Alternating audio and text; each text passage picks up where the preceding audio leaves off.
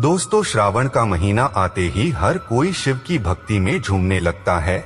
इस पावन त्योहार में पूरे उत्तर भारत और अन्य राज्यों से कांवरिया शिव के पवित्र धामों में जाते हैं तथा वहां से गंगाजल लाकर शिव जी का जलाभिषेक करते हैं तथा कांवरिया को नंगे पैर बहुत दूर चलकर गंगा जल लाना होता है और शर्त यह होती है कि कांवरिया शिव कांवर को जमीन में नहीं रखता और इस प्रकार शिव भक्त अनेक कठिनाइयों का सामना करके गंगा जल लाते हैं तथा उससे शिव जी का जलाभिषेक करते हैं और भगवान शिव को सबसे प्रिय है जलाभिषेक। ऐसी मान्यता है कि जो भक्त सच्चे मन से भोले बाबा को जल चढ़ाता है और गंगाजल से उनका अभिषेक करता है, भगवान इतने में ही प्रसन्न होकर उसकी सभी इच्छाएं पूरी करते हैं।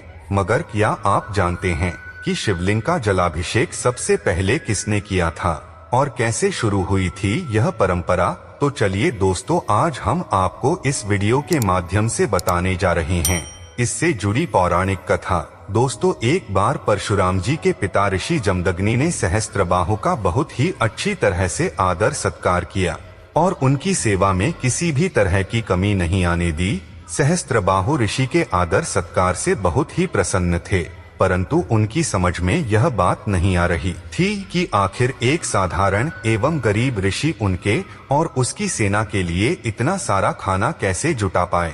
सहस्त्रबाहु को अपने सैनिकों से यह पता लगा कि ऋषि जमदग्नि के पास एक कामधेनु नाम की दिव्य गाय है जिससे कुछ भी मांगो वह सब कुछ प्रदान करती है। जब उन्हें यह ज्ञात हुआ कि इसी कामधेनु गाय के कारण ऋषि जमदग्नि संसाधन जुटाने में कामयाब हो पाए, तो उस गाय को प्राप्त करने के लिए सहस्त्रबाहु के मन में लालच उत्पन्न न हो गया। उसने ऋषि से कामधेनु गाय मांगी, परंतु ऋषि जमदग्नि ने कामधेनु गाय को देने से मना कर दिया। इस पर सहस्त्रबाहु अत्यंत क्रोधित हो गया और उसने कामधेनु गाय को प्राप्त करने के लिए ऋषि जमदग्नि की हत्या कर दी।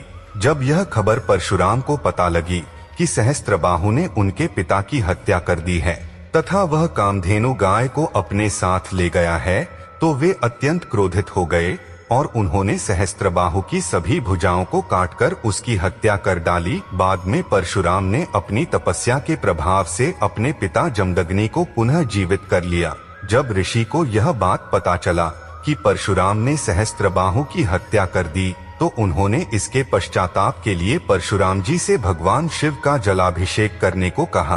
तब परशुराम जी अपने पिता की आज्ञा से अनेकों मील दूर जाकर गंगाजल लेकर आए तथा आश्रम के पास ही शिवलिंग की स्थापना कर शिव का महाभिषेक किया और उनकी स्तुति की। जिस क्षेत्र में परशुराम ने शिवलिंग स्थापित किया था, उस क्षेत्र का प्रमाण आज भी मौजूद है।